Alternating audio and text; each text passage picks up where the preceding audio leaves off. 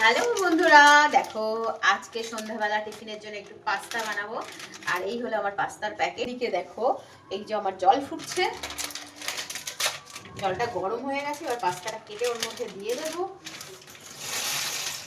দেখো দিয়ে দিলাম পাস্তা হতে থাকুক, দাঁড়াও এর মধ্যে একটু নুন আর তেল একটু দিয়ে নিই আগে। না, আমি পাস্তাতে নুন দিই না, সরি ভুল হয়ে গেছে। পাস্তাতে নুন দেবো না, একটু সাদা তেল দেবো, ঠিক আছে। এরকম 1 চামচ মতো তেল আমি এতে দিয়ে দেবো, যাতে আমার পাস্তাটা না জড়িয়ে যায়। তো দিয়ে দিয়েছি তেলটা, করে এটাতে পাস্তাটা সিদ্ধ হতে থাকুক। আর আমি এদিকে কি করব জানো তো, দাঁড়াও দেখাচ্ছি। এদিকে কয়েক কোয়া রসুন, এই দেখো এখানে আমি না কিছুটা এরকম রসুন খোসা সমেত রসুনের কোয়া নিয়ে নিয়েছি। সেটা আমার কাছে ভালো কিছু নেই, তো এটাতেই পোড়াবো। এই দেখো পোড়াচ্ছি এখন রসুনগুলোকে। এই রসুনগুলোকে এইভাবে পুড়িয়ে নেবো। এই দেখো প্রায় আমার পোড়া হয়ে গেছে। এই দেখো কিরকম কালো কালো ভাবে পুড়িয়ে নিয়েছি, দেখতেই পাচ্ছ তোমরা। তো এই রসুনটা আমার হয়ে গেছে, এটাকে রেখে দেবো। এখানে দেখো এরকম একটা শুকনো লঙ্কা, এটা আমি পুড়িয়ে নেবো। এই দেখো লঙ্কাটা পোড়ানো হয়ে গেছে, এই যে নিয়ে নিয়েছি। এই যে রসুনের খোসাগুলোকে সব ছাড়িয়ে নেবো ভালো করে। এই দেখো আমি এদের রসুনের কোয়াগুলোকে সবগুলোকে ছাড়িয়ে নিয়েছি। শিলের যে শিলনোড়াটা আছে এটা দিয়ে একটু এটাকে থেতো করে নেবো। দেখো প্লেটের উপরেই করছি, একটু আস্তে আস্তে। যে মশলাটা আমি বানিয়ে নিয়েছি এটা থাকলাম। আর এখানে দেখো এরকম 2 বাটি মতো দুধ নিয়ে নিয়েছি, হ্যাঁ, যেটা আমি পাস্তা বানাতে আমার কাজে লাগবে।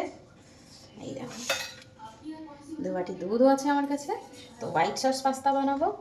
এই দেখো গ্যাসটা জ্বালিয়ে নিয়েছি। এবারে কড়ার মধ্যে আমি বাটারটা দিয়ে দেবো। মধ্যে আমি কি করব, একটু সবজি দিয়ে নেবো আগে, কারণ সবজিটা আমার একটু রান্না হতে হবে। সবজিটা তোমরা চাইলে পাস্তার সাথে সিদ্ধও করে নিতে পারো, তো আমি সিদ্ধ করলাম না, ভাবলাম এইভাবেই রান্না করে করি আজকে। এবার এর মধ্যে একটু সামান্য লবণ দিয়ে দেবো, তো আরও তাড়াতাড়ি ভালো করে সিদ্ধ হয়ে যাবে। এই যে বানিয়েছিলাম না রসুন আর লঙ্কা পেস্ট, এইটাকে কিন্তু অ্যাড করে দেবো। এবার যেহেতু হোয়াইট সস পাস্তা বানাবো, এরকম একটা বড় 1 চামচ মতো এইরকম ময়দা দিয়ে দেবো। 1.5 চামচ মতো ময়দা দিলাম। এবার এটা এর সাথে খুব ভালো করে ভেজে নেব বাটারের সাথে। ভালো করে ময়দার গন্ধটা চলে যাবে, এরকম একটু ভাজা ভাজা করে নেব।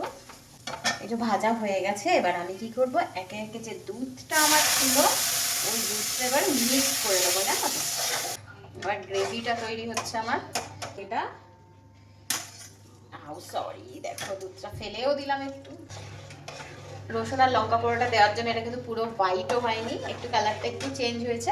এবার এর মধ্যে না আমি একটু অরিগানো দিয়ে দেবো। হ্যাঁ, পাস্তা সিদ্ধর সময় নুন দিইনি, তো এখানে কিন্তু আমাকে একটু নুন অ্যাড করতে হবে। এই দেখো নুনটাও অ্যাড করে দিলাম। তো দেখতে পাচ্ছ আমার সবজি আর হোয়াইট সসের গ্রেভিটা প্রায় রেডি। এই দেখো এবার পাস্তাটা কিন্তু আমি দিয়ে দেবো। হ্যাঁ, পাপাও চলে এসছে আমার কোলে, আমি আর পাপা রান্না করছি।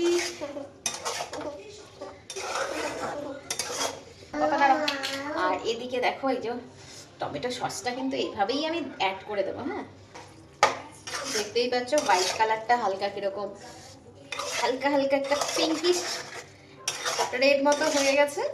এই দেখো আমার সুন্দর সুন্দর পাস্তা রেডি। এবার এটা সার্ভ হবে। এখান থেকে গরম গরম পাস্তা এরকম সার্ভ করে নেব। এই দেখো পাস্তা একদম খাওয়ার জন্য রেডি হয়ে গেছে।